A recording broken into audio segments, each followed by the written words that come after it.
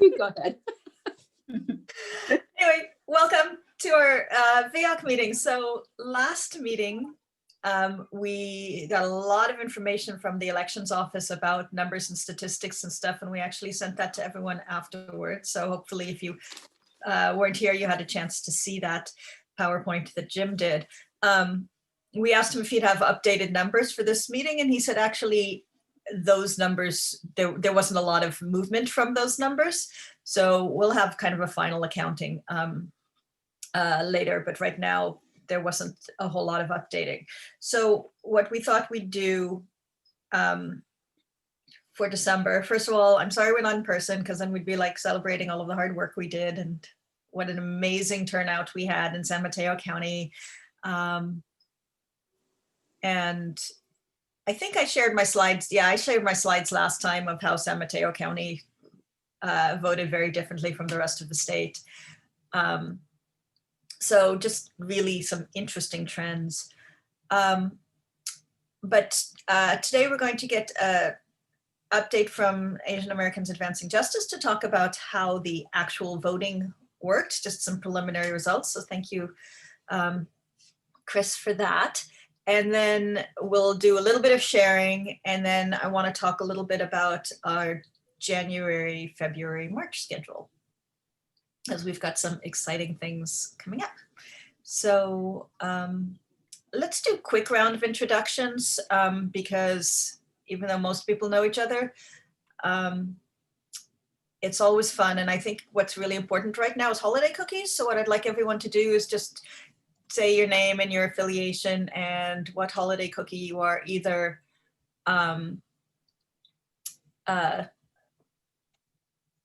looking forward to most or have already started indulging in. So I'll start because I'm already talking. Petra Sultan, Thrive Alliance, Director of Advocacy and Education. And for those of you who are coming this afternoon and you're still all invited to our holiday mix and mingle with legislative aides, we have legislative aides from all 5 supervisors' offices, from Scott Wiener, Mark Berman, Kevin Mullen, and Josh Becker that will be there, and we'll be in breakout rooms with them, so it'll be fun. I sent out with the RSVP a recipe for world peace cookies, and I love them because they're called world peace cookies, and the reason they are is because they are so good that if everybody had them, we would have world peace. It's a recipe from Dory Greenspan, and those are the ones I'm looking forward to most. I baked them this morning, so I'll have them for this afternoon. So, name, affiliation, and favorite cookie, and I'm just gonna pick on people, and I'm gonna pick on one person, and then you pick on the next person. So I'm gonna pick on Stacy. Good morning, Stacy Hauver, Legal Aid Society of San Mateo County. And I like a classic Christmas cookie, only really around the holidays, but you know, with some kind of fun shape and a little bit of sugary glitter, and yeah, that's it. And I'll pass it to Chris. Hi everyone, Christian, pronouns he, him, his. I'm calling in from Asian Americans Advancing Justice, Asian Law Caucus. And in terms of holiday cookies, my family is actually from Hawaii, and so during the holidays, we always get a large shipment of macadamia nut cookies shipped from our family, and those are definitely what I associate with the holidays. And I'm gonna popcorn to Sarah. Which Sarah? Sarah O'Brien. Hi, Sarah O'Brien, and I'm from the elections office, an election specialist. And my favorite Christmas cookie would be the peanut butter blossom, the one with the Hershey Kiss on top. Oh yeah. You have to make sure and roll that peanut butter dough in sugar, though. Some people don't do that, and it's really worth it. Before you bake, roll it in sugar. Whoops, and I will ask for the other Sarah to introduce yourself. Thank you, Sarah. So good morning, everyone. I'm Sarah Bogazale from Thrive Alliance. So what we usually cook for holidays is the date and walnut cookies, and those are my favorite. And welcome all. Oh, yeah. I pick on Marnie. Hi, everybody. I'm Marnie Rubin from the League of Women Voters, South San Mateo County. And I have a cookie exchange tomorrow. We're doing a virtual cookie exchange where you drop off cookies. So it's hopefully, a little fun. We usually do it in person. And I'm making Rolo cookies. So you make Rolo, you put a Rolo inside of the dark chocolate cookie dough and it melts and gets all caramely and delicious. Those are super easy, but my favorite. So, and happy holidays and Happy New Year to everybody. And I call on, let's see, I'm going to call on David Pollock. Hi, David Pollock, primarily with Indivisible Peninsula. My family loves anything from Germany, Stollen, which is not a cookie, but it's close to it. Yeah, any and all German cookies. We usually get a giant shipment at the beginning of the season and work our way through it through February. And I'll pass it on to Linda Wallen. I was afraid you're going to do that. Sorry, I'm late. So I didn't hear everyone else's cookies.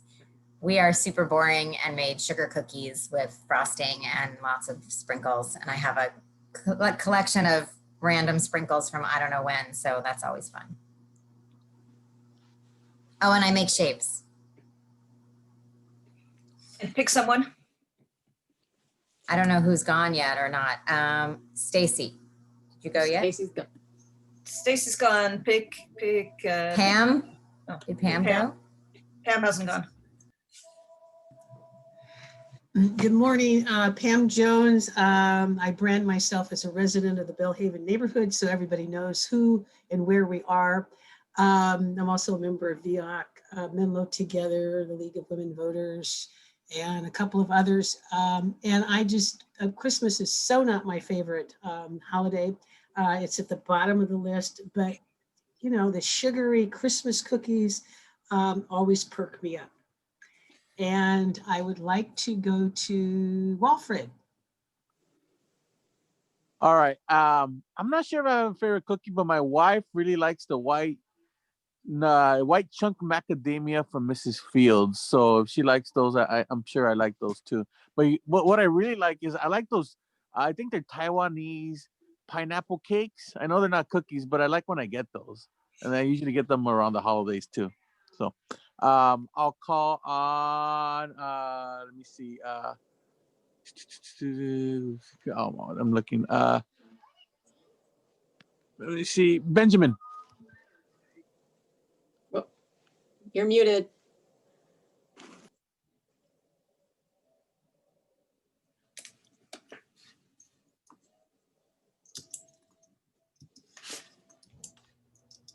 I Still muted. I think he's frozen. You may want to come back to him. Then I'll call on Glenn. Hi, I'm Glenn with IIBA. Sorry, I'm out. And I gotta think my favorite cookie, continuing with that, is always any time of year oatmeal chocolate chip. As far as I can tell, it's the highest of all cookies. But and holiday or not, but yeah, looking forward to baking those soon with the kid, who's the reason I'm moving around right now. She's still, I don't know if you guys see her, but she's munching right now. And is Sean, sorry, who hasn't gone yet? Brent hasn't gone. I'll call on I Brent. haven't gone. Good morning. Can you hear me? Yep. Okay, so my name is Brent Turner. I'm with the California Democratic Party. I chair the San Mateo County elections piece of the party. And I just wanted to make this meeting. It's good to see everybody. To a person's point, I didn't catch who it was about down ballot races. There's an interesting system in the chat room that I put in there that's an open source system that really encourages, if not insists, for the voter to acknowledge down ballot races as they scroll through. So that's just an interesting little technology point that I wanted to share with the group. And I'll put some other things in the chat room, but I'm hoping to hang out with y'all and glad we made it through this election. I'm appreciative of the good wide margins. So everybody that did get out the vote work, I think that was crucial.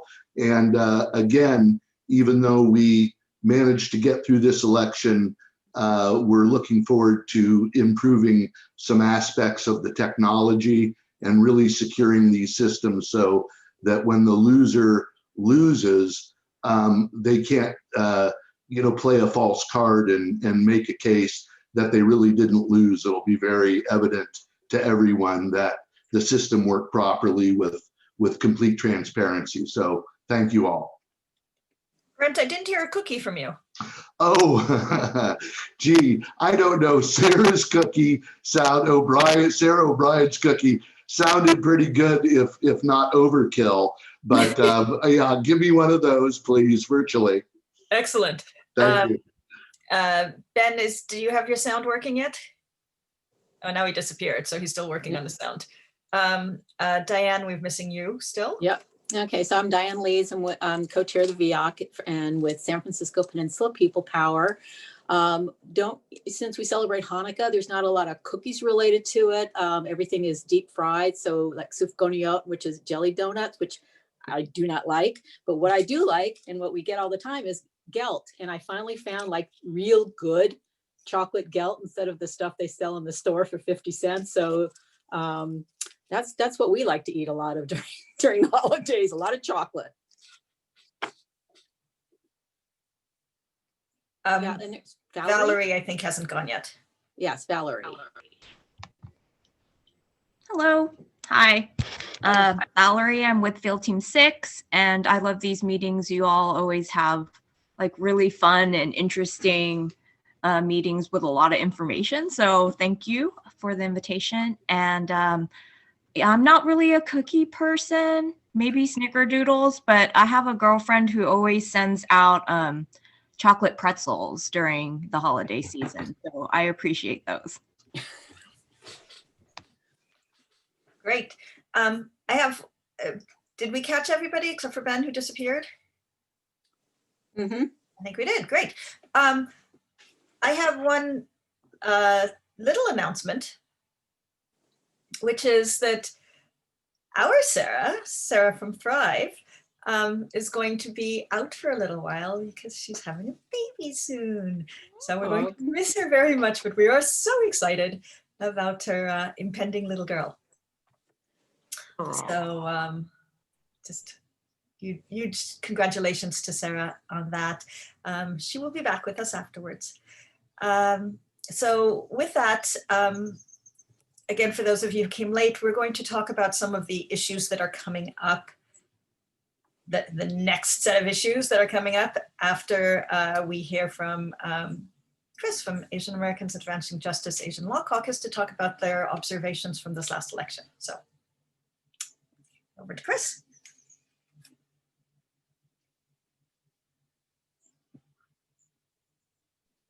Hi, everyone.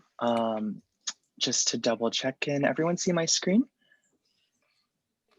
General nods. Cool.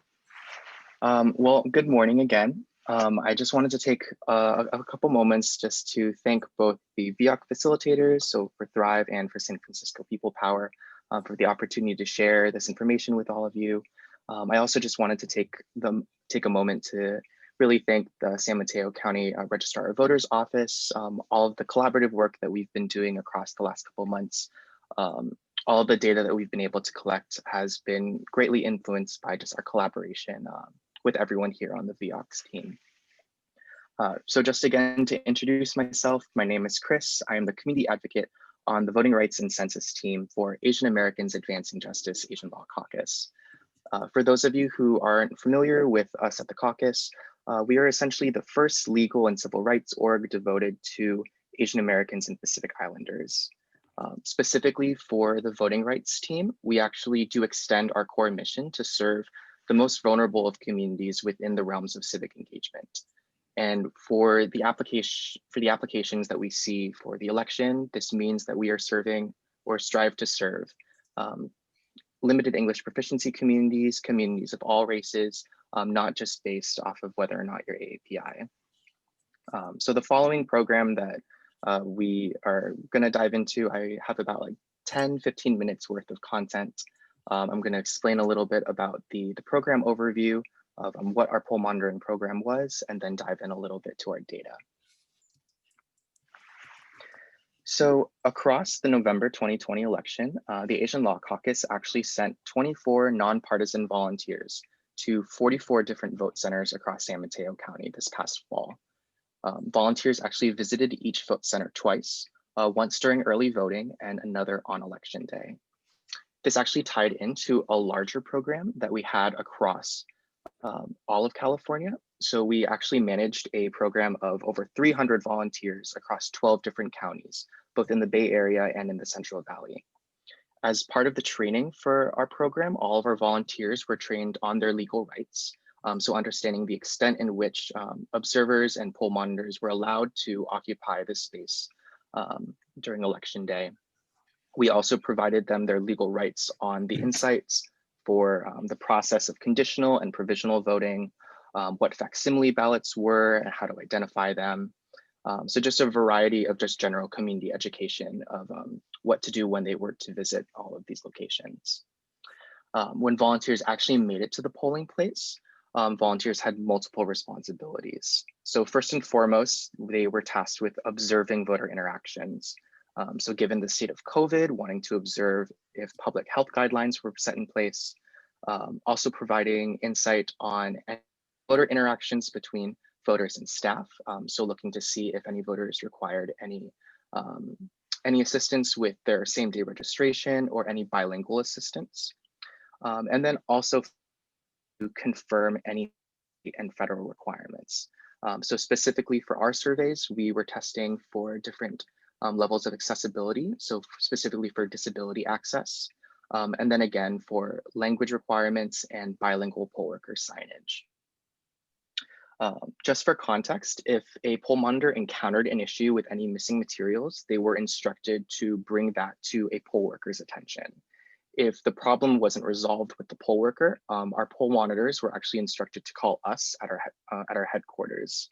And given our existing relationship with the San Mateo County Registrar of Voters, we as the ALC would then bring the issue straight to the county. So there was kind of a process in which our volunteers were able to see if any missing materials could be fixed or any issues with voter interactions to be fixed. For the following data that I have to share, we actually did have about 84, an end count of about 84. So 84 different entries and submissions to go off of. So just in general, keeping in mind general counts. But happy to dive into disability access with you all today. So across the board, actually, we do see that San Mateo County Center's accessibility was very encouraging. Just doing a little bit of explanation of just reading the tables. On the left-hand column, we do see the field or the question. So, was there an accessible path to the voting center? Was there an accessible door? Or was it propped open? Was it an automatic door? Was there sufficient space for wheelchair mobility around the polling place? Were accessible voting machines operational when the poll monitors arrived? And can social distancing be effectively practiced inside the vote center? So we actually were able to stratify our responses by day. And so you see that all of these, the column for Saturday is specifically our percentage of positive findings for that day. And then another data point for that on election day on Tuesday. So across the board, we are seeing fairly high results for just accessibility compliance. For both Saturday and Tuesday, high 90s, if not full 100%.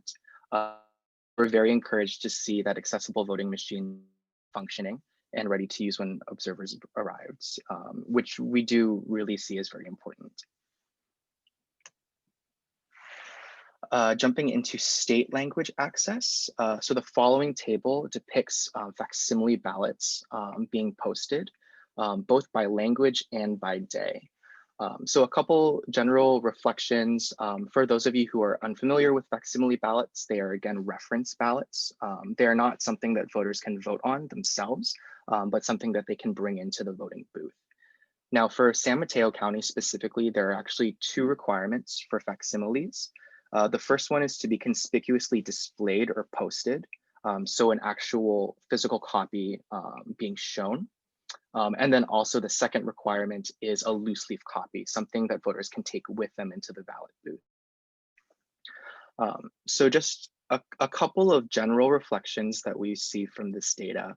Overall, we did see great improvements from Saturday to Tuesday. So while the initial data for Saturday for conspicuously displayed facsimiles, we did see a relatively low figure on Saturday. We did see a very high increase, about 25% from Saturday to Tuesday.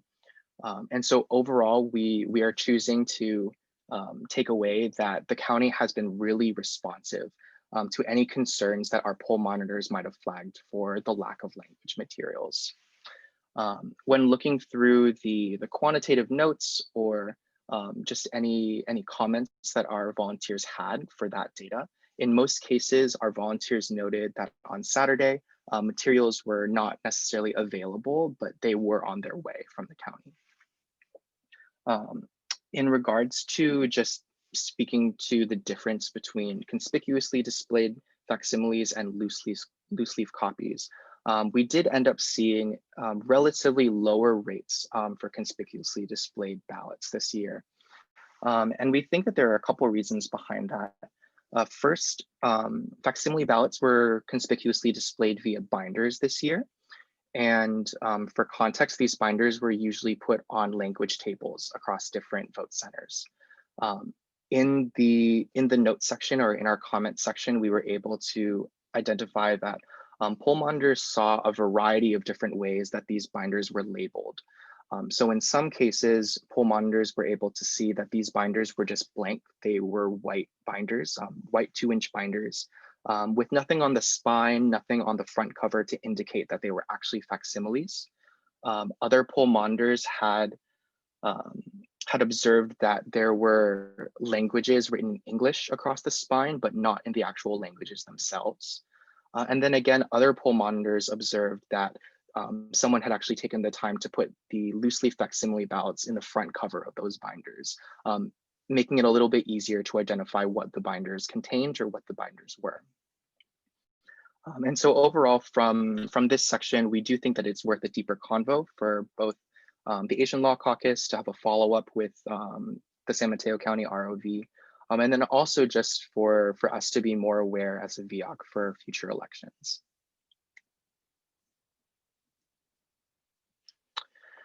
The next that I wanted to talk about was quickly facsimile ballot signage. So signage being different than the actual facsimile ballots that were posted.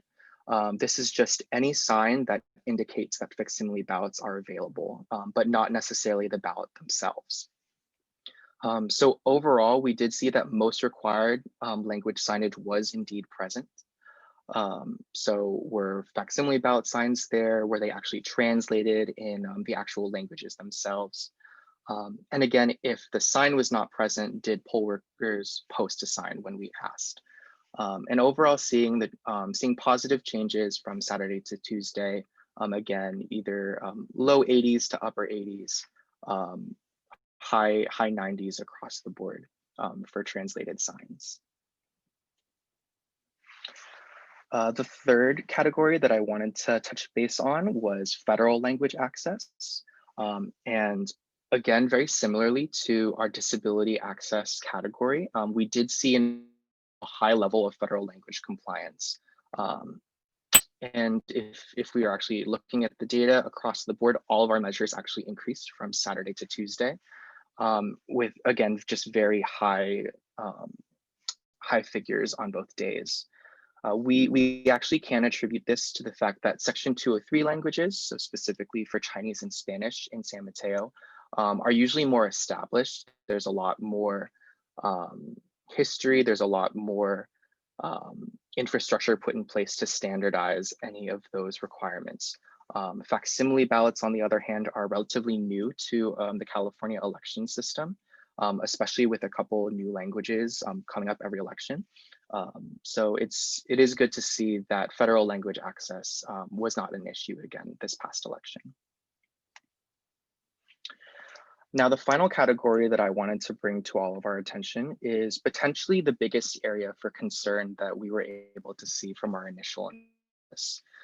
So this is specifically in regards to bilingual poll worker badges or any pins to identify that a bilingual poll worker indeed spoke a second language.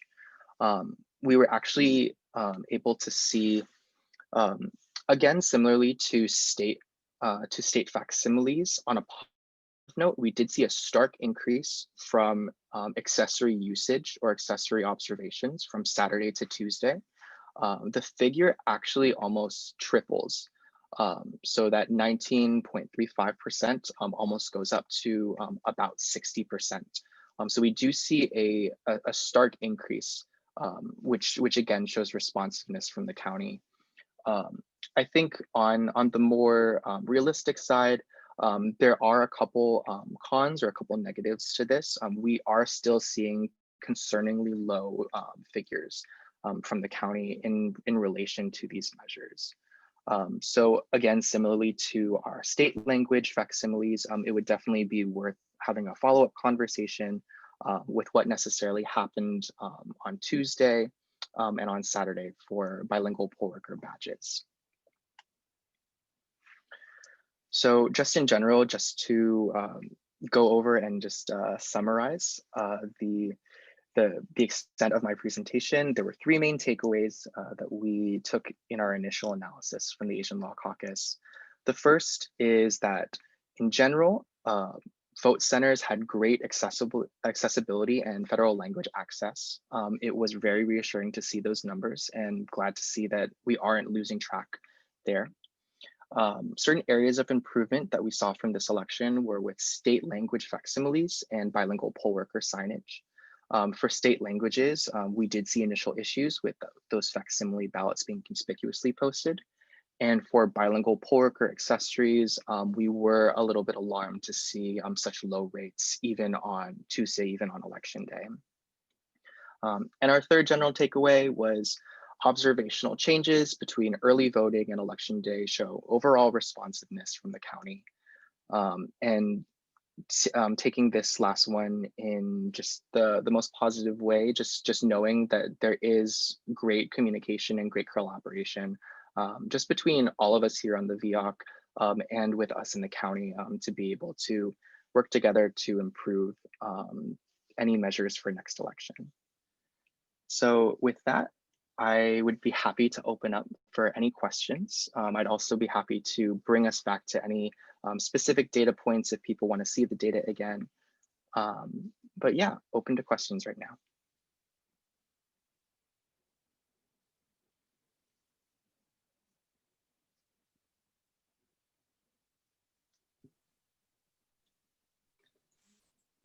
Hi, Chris. This is Michael Louie, election supervisor from San Mateo County Elections Division. Thank you for your presentation. This is just amazing work that you and your team do. It's helpful feedback for our office to constantly improve our efforts for, of course, meeting the letter of the law, but also the spirit of it in providing, the best election services to our electorate. So thank you again. I did have a question about I think it was the disability access slide. Sure. The percentage of basically accessibility locations. Yes, I think I noticed, I think it was sufficient space for wheelchair mobility. I'm curious, how did we decline from Saturday to Tuesday? Definitely. Yeah, and I think that it is, again, fair for us to recognize that these volunteers are not necessarily the same people who are attending both on Saturday and on Tuesday. And so it's refreshing to remember that at the end of the day, our volunteers have the discretion of noting if they think a space has sufficient wheelchair mobility. Got it. Okay. So overall, it's probably just the difference of 2 volunteers coding or making the value statement or making the choice to code in a certain way. Got it. Understood. Thank you. So the lowest numbers were for the language stuff. So are you, just to be clear for those of us who don't necessarily use the lingo all of the time, not the facsimile ballots, but the next one. Yeah, with this one. So that's bilingual staff accessories. So all you're saying is they weren't wearing a badge that said "I also speak." Correct. So it's a relatively easily fixable thing.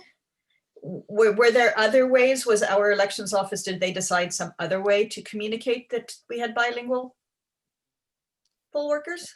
I just want to say, you would think it's an easy thing to correct. It has been an ongoing issue. I mean, we've done better some years. It depends. I remember when I did it as part of supplies, creating the accessory, probably Walfred remembers, giving something to poll workers, but it's just very surprising how that gets forgotten by the worker at the polls. So is that where the breakdown is, at the polls? Between what you guys give them and what the poll worker puts on? So yes. It's about supervising the actual site. Yeah. I was out of East Palo Alto all the days that we had vote centers, and I think the hardest part was identifying who spoke Spanish,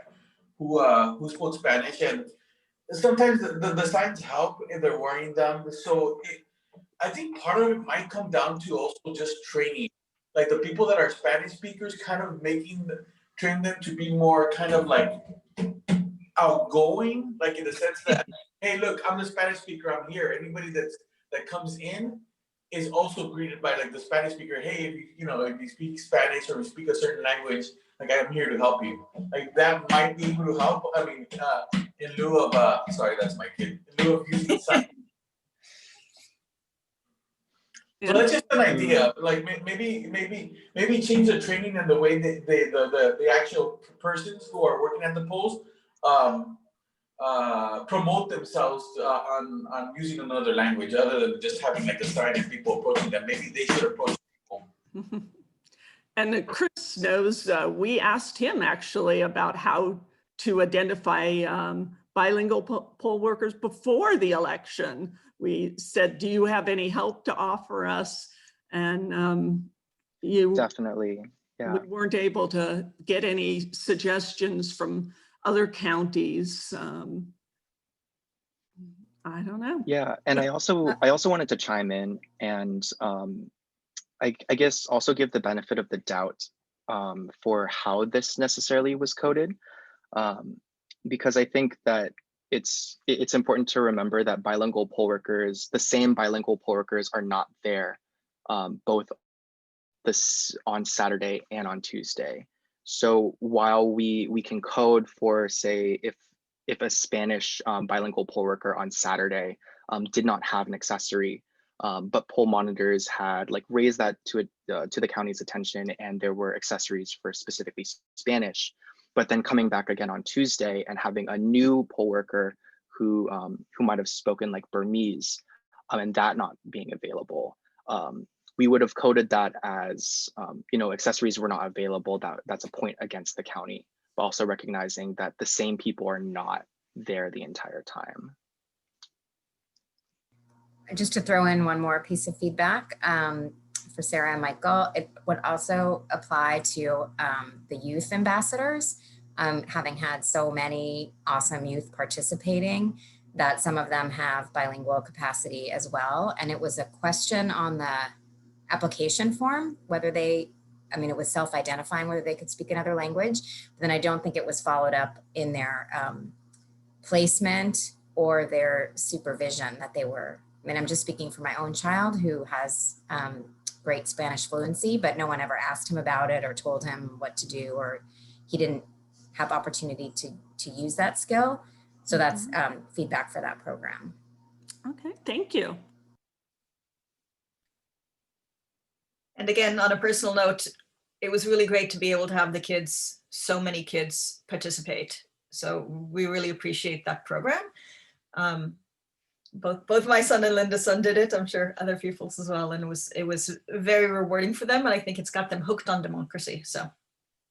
Yeah, and just one more note, and this is probably something we really can't control, but I did notice a difference at, well, say YMCA and St. Francis, and it was really the people that were working there. It changed every day. Like the extroverts, you can really spot them, and if they speak another language, they're like, you can really tell, like, hey, they speak another language, and they kind of almost tell you. So you see a difference in that sometimes with the personalities, and we really can't control that, but I did notice a difference at those two polling locations as far as being able to identify different languages. We'll add a new question next time. Are you an extrovert? So thank you so much, Chris. Really appreciate the numbers. Super interesting. Love the takeaway that our elections office is responsive. That's super positive. Before we go on to our next subject, does anybody else have any feedback on the actual election process, any observations that they want to share back to the elections office?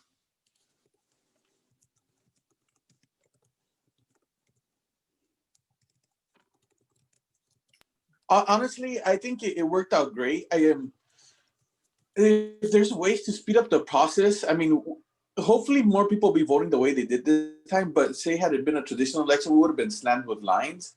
I think the only thing I would I guess appreciate more is more vote centers. Over here in East Palo Alto, we had 10% of the voters vote at the vote centers. And if this trend continues, I guess it doesn't really matter. But if people start going back to voting in person, we really need to figure out ways on how to make it faster. I mean, not to say that everybody was doing a great job, but when you start adding up the math, and if you get slammed with a lot of people at one time, it can really back up the line. So just that, I know that'll be an ongoing thing. That's a super transition, Wilfred. Thank you. So in January, thank you to David Pollock, we invited Assembly Member Mark Berman to come and speak. So he has introduced a bill to make vote by mail permanent in California. Now, right now, that's pretty much all of the bill. The bill says two things. One, everybody should get a ballot in the mail, and two, a vote tracker system needs to exist. So it is not like the VCA with all of the requirements and the VAC and the LAC and the language and all of that stuff. So, but when you first introduce a bill, it often doesn't have a lot of that language, and probably won't until more towards March. So he's going to come speak to us on January 27th. So normally we would meet January 20th, but that's actually Inauguration Day. And we kind of thought that maybe, since we're a bunch of voting geeks here, people might be interested in going to the inauguration, or going to the inauguration. So we are pushing it back a week till the 27th. And we were going to structure it as a conversation between him and Pam and Diane. And I'll moderate the conversation, and we're going to talk about what his intention behind the legislation is and what we think could be helpful for him to know, or for him to consider. So maybe we could just do a quick brainstorming, like what do we want to see on a California state level? Now, this is kind of interesting because we already have the VCA and we're kind of set. And I think, judging from what we just talked about, we've got everybody's relatively happy kind of with the way things are going. There's always tweaks, but it works in our county. What would we want to see statewide is kind of the question. So I'm going to make Brent happy over here, but start using open source systems. Okay. Yeah, because one of the things when we had a quick conversation about the upcoming legislation is in terms of, well, why not do something with the existing Voters' Choice Act. What one of his aides reminded us is anything that is in that legislation, if it's mandated by the state has to pay for it. So that's one reason why the Voters' Choice Act was an opt-in program. The bill that he's looking at introducing would be a mandate, I think. I got that correct. So again, having to be cognizant of anything that's in the bill, the state needs to be willing to help fund it. So what does that mean for, if I can just jump in, but what does that mean for paid postage? Because that is such a major, right, return postage. Right. So because again, am I right? In COVID, all of it was paid, right? Yes, that's correct. But in previous all-mail ballot was not, or was it? Not necessarily. We paid it in San Mateo County. Eventually, Santa Clara County added it a few years ago. I mean, we've done it for like 5 years. So different counties, different ways. So that's a major, I think it's a major expense and a major barrier to all-mail ballot. So there's both. Yeah. There's the postage, getting it there, and then there's the return postage and what that means for a voter.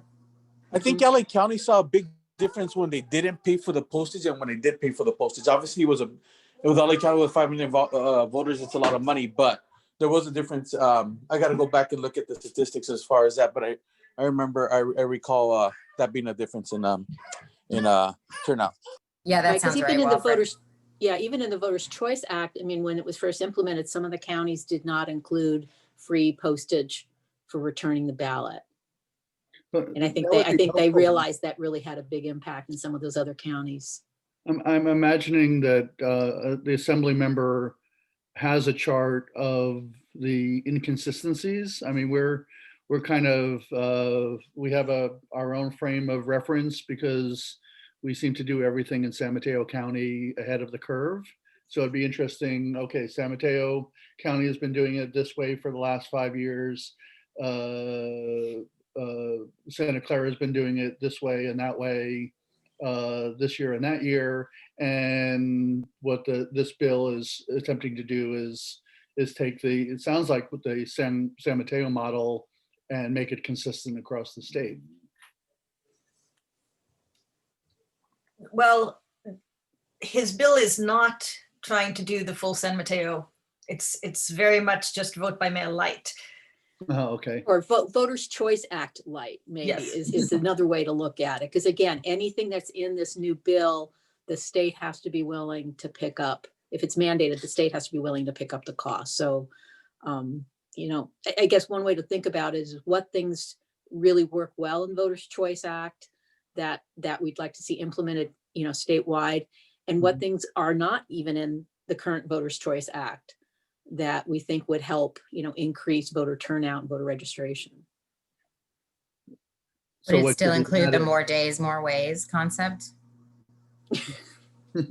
So that's not a real question. No, it's not part of the current legislation. The current legislation is just mail. So it says nothing about vote centers. It's just right, about every voter gets a ballot. Right. It's a placeholder. So at least they can introduce the bill, but it has very little in it. So I think the whole point of the discussion with Assemblymember Berman is what other things would we as the VEOAC recommend they consider that's been either successful in San Mateo County or other things that we haven't implemented here either to help increase voter turnout. Yeah. Anyways, so we can collect questions ahead of time, for sure. And Diane and Pam will be thinking about what they want to ask him directly. But it's meant to be more of a discussion and less of a, we're just going to let him talk for 5-10 minutes at the most on his own, and then we'll really just have that conversation. So that's great that we're having that, by the way. That's awesome. It's a great role for VEOAC. Yeah. Thank you. And what would be really helpful from you all is to email to Petra, because I think everybody has her address, any thoughts that you have now, so that will help us put together, frame the conversation. Mm-hmm.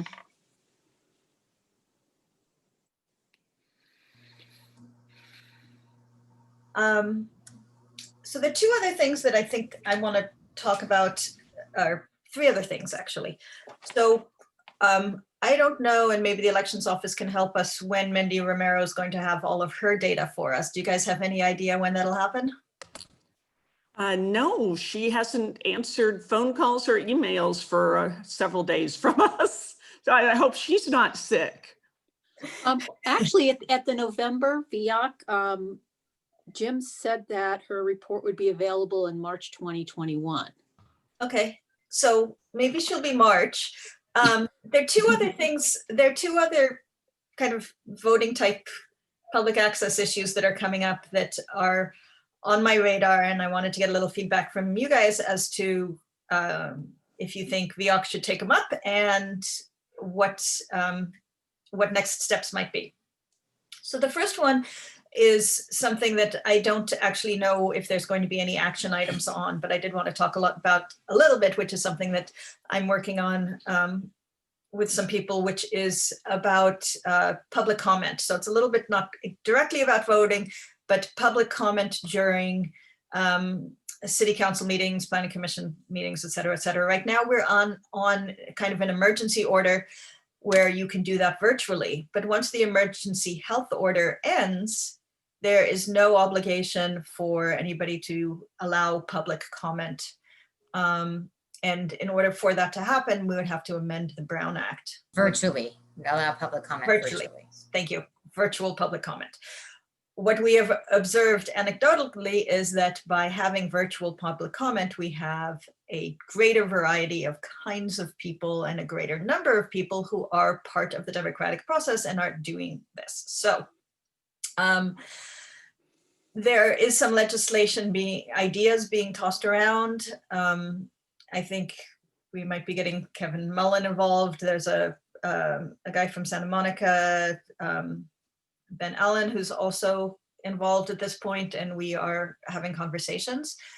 So I don't know where that is right now, but I mean, I know what I know is it's at very early stages. But I think that's something that this group might be interested in. Does anybody have any thoughts or knowledge they want to share about that? Yeah, I absolutely.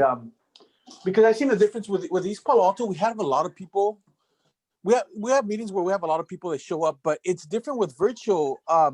We're getting, again, a variety of engagement and different people that would engage, just more than just the typical what do they call them, gadflies. So I'm in support of having virtual public comment to be allowed. I mean, you know, sometimes it's annoying as a clerk, but to be honest with you, it's better as far as engagement is concerned about civic participation. And that's really the importance, because a lot of people don't realize how easy it is now to participate. You know, you get home, say you're a mother, but you get home from work or whatever you're doing, and you still got to attend to the kids and stuff like that. You can't really go attend a public meeting and bring your kids over. It's hard, but like this, you can. You can speak about issues. So I really think that the Brown Act really needs to change to allow for that, and a couple other things. Wilfred, did you see? So we actually been talking to Common Cause about this, and they sent a survey out to city clerks. Did you receive that? I'm not. I can't remember. I don't think so. I mean, I probably did, but maybe I just don't remember it. That's okay. Anyway, so we're talking with Common Cause as well, with Jonathan Stein and others. Just to share, similar to what Wilfred just said, but at the county, we've had where we used to have, 5 or 10 or 15 people coming to meetings. We now have literally 100 almost every meeting, participating in a variety of ways. And it's definitely diversified the feedback that we're getting, which is great. But the flip side of that Wilfred would also probably agree with, is that it is, I mean, yes, it's administratively difficult for clerks, but it's just time consuming. And so that makes, that's also, I mean, even for the public that is participating, yes, you can tune in from home and that's easier, but you also have to sit around for an hour and wait your turn, which is hard. So there's it kind of goes back and forth. And it's a little harder to get through an agenda. Our meetings have been taking, they go from like, it's where they used to go 9 to 11 or 9 to noon, they're now going 9 to 3.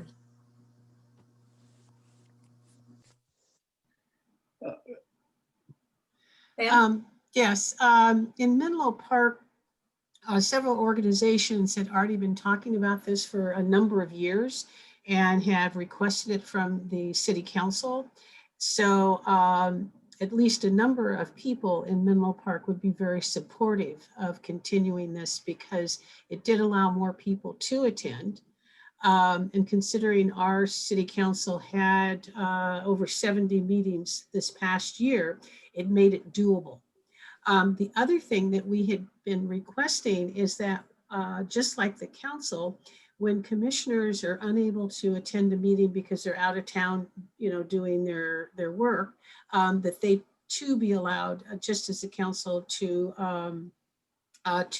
call in or use. And now that we have video, there's absolutely no excuse why they shouldn't be on video so that people could see them. So I would actually like to see that as a part of it.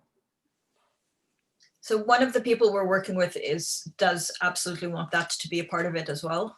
So those are kind of the negotiations that are going to happen once we figure out who could sponsor the bill. But the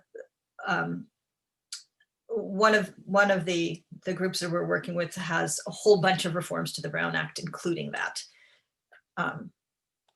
So there's already a provision in the Brown Act that it does allow for that. I mean, it wasn't video, it was to call in, but it's actually kind of burdensome on the member. Like say a commission member, I don't know if people know this, but you have to like say, well, I'll just use Supervisor Pine because this is a real example. He had to visit his family in New Hampshire and he was participating, this is ages ago. He was participating, I think from his mom's house or something like that. They had to publish the address of his mom's house and ensure that there was accessibility into the location at his mom's house.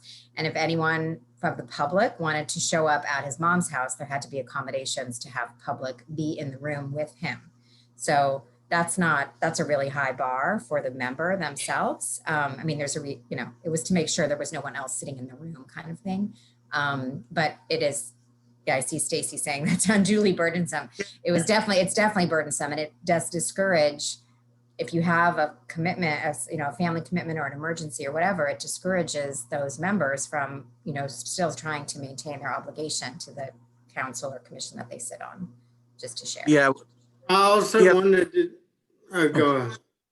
No, just following up. Yeah, like if they have to have a hotel room, we had a council member, he went to Australia and we had to work with like the office staff and then post it up at the front of the office. And then he had to leave his room door open and put up a sign. So it's difficult. I just wanted to chime in and say many members of the disability community, many circles I'm in, have been wanting to address this issue too. And going back to what Linda said, with having to post public meetings where you're attending from, really, I would argue poses a hazard for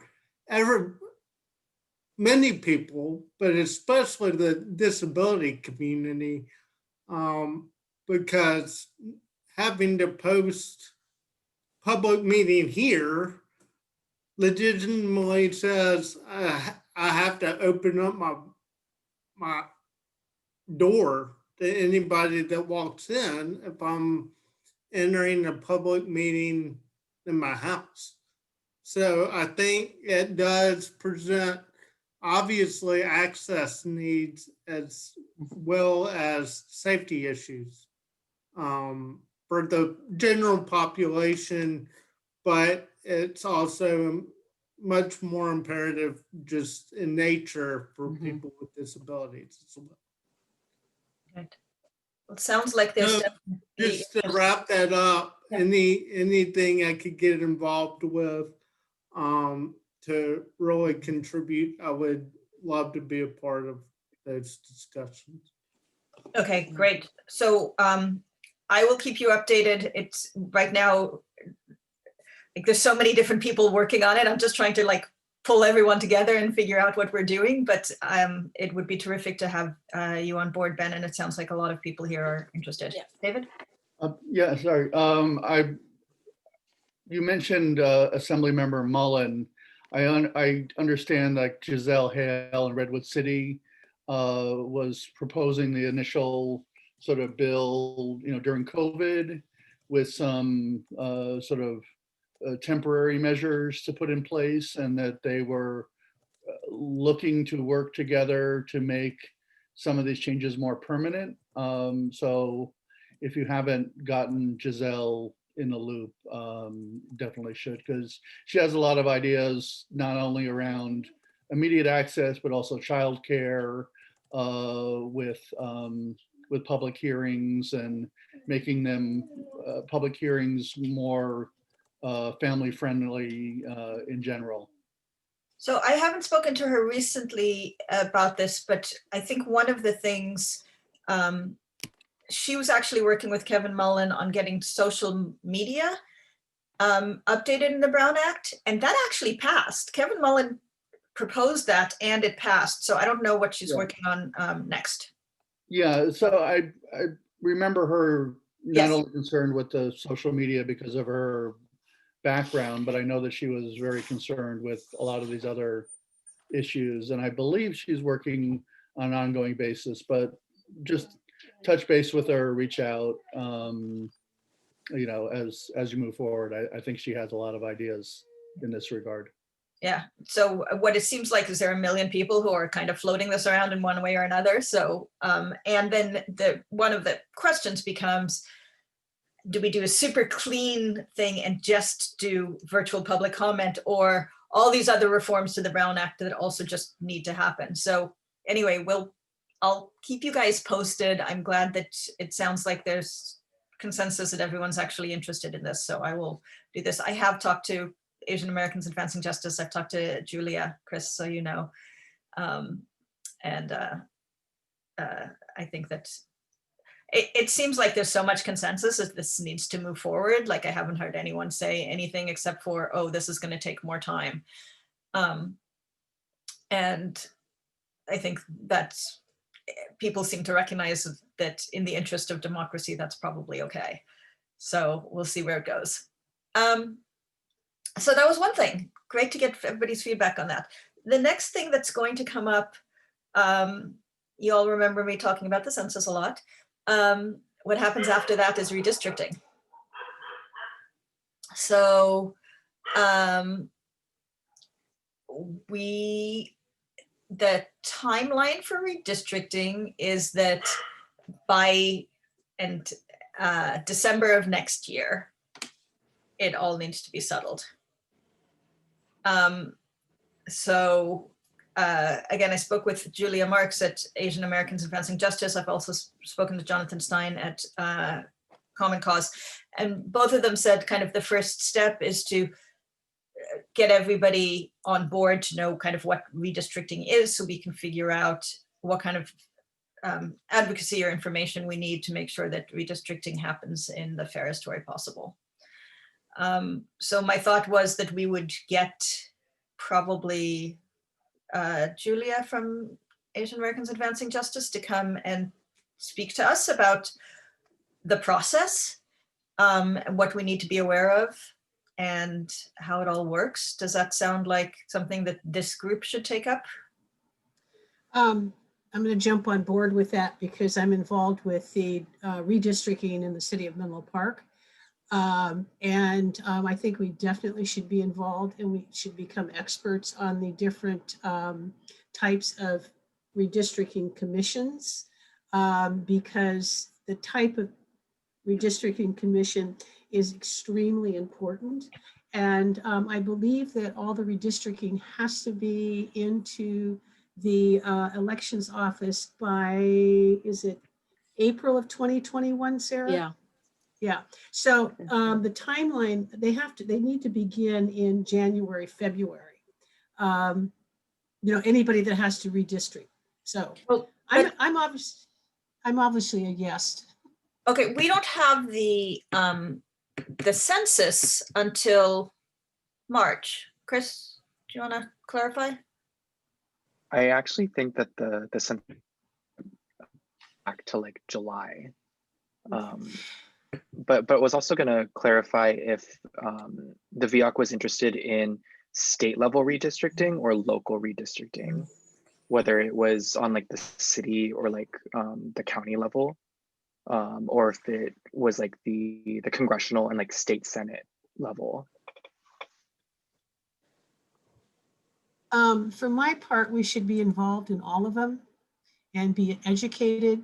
And regardless of when the census is released, establishing the method of redistricting and the timeline for meeting and so forth can be done. And they wouldn't really start with what they have to do to form. They really wouldn't have to start until till around July anyway. But funding has to be made available. Budgets are coming up. So, you know, it's a thing we need to think about for the end of the year, but I really encourage us to be with all levels of government's redistricting. Does it seem like should our February meeting be the one where we have Asian Americans Advancing Justice coming and explaining and strategizing with us and stuff so that we're ready when the numbers come out in March? Yeah, sounds good.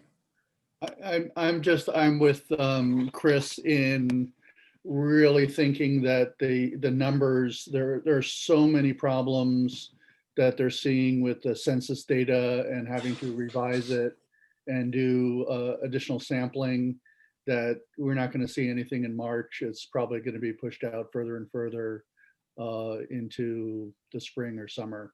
That's just my. I think it would be valuable to understand, in February seems like a good time, just what the process is, so that when the data is released, we know what the process is, and we know what we as the VEOAC or as individuals want to do related to that, once the data is released. So might as well get ahead of the game. And then we give Mindy a reprieve until March to do her presentation. Yeah, assuming, because again, she usually, her dates tend to slip. I have a quick comment. Yeah. So the league is planning a series of seminars. We're hoping to do like monthly seminars, conferences, and as soon as we can get back in person, maybe in the summer and later, in-person kind of seminars and conferences. But for at least the first part of the year, we'd be happy to, consider this as one of our big topics. We're looking for topics that are of, interest to all of our members and the community and stuff. So we'd be happy to kind of hop on, try and do something with that. And then we can make our February meeting a joint meeting, if you don't mind doing it in the morning. Sure. With you guys, be happy to do that. Like especially since we're veering a little bit from VEOAC anyway, as far as like what the elections office responsibility is, so we could make it a joint everybody thing for February. I think one of the things that the election office can do for us is to let us know the nuances about all of these agencies moving to districts, because there's some pieces there that they have had to, to work with. But I think that would be a good idea for February. And also the timeline. I mean, it's back to Diane's point about the process. I think that will be made clear when we understand the process better. Valerie, do you want to tell us what All on the Line is? So All on the Line is part of, I think, Leadership Conference, and headed by, who was the Attorney General before? I can't think of his name right now. Oh, is this Eric Holders? Eric Holders, yeah. So this is Eric Holders' organization. So they're trying to do a lot around mobilizing the grassroots effort around redistricting.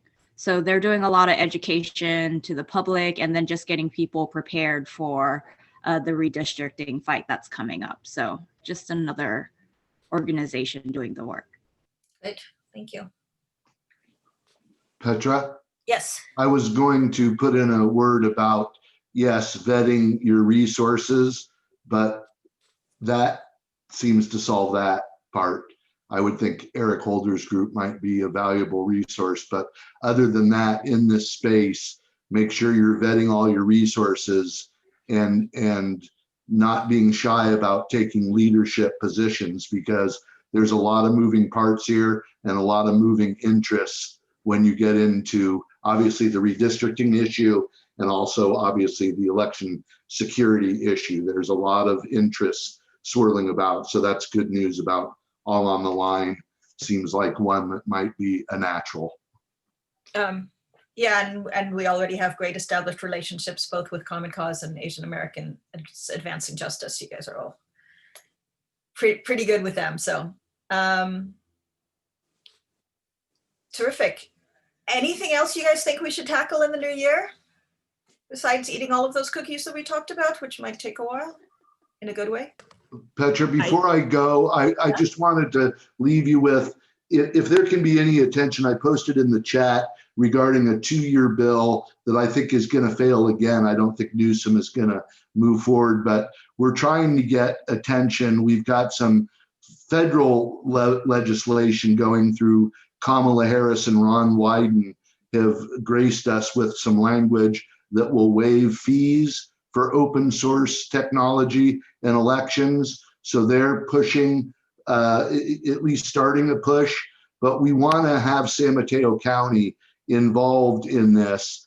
If you recall, former Secretary of State Deborah Bowen was very fashion forward on this issue of election system software, just to make sure we're protecting our systems the best as possible. Unfortunately, Padilla didn't carry that forward, but as we get into our next Secretary of State, it's likely to come back, and we're hopeful San Mateo County joins the Democratic Party of San Mateo County and really pays some attention to this issue. So I'll put something in the chat room about it, but that would be my hope, is that the conversation regarding best technology practices is acknowledged by this group and maybe made a part of some discussion moving forward. Yeah, if you could put in the chat the any more information so we could follow up on it, that would be great. Sure. Thank you. I was wondering about having a report from the Silicon Valley Community Foundation on the results of the grantees. Oh, and yeah. Something that we could see what we should do to encourage these areas where we don't have the voter registration and the voter turnout, so that we have it in 2022.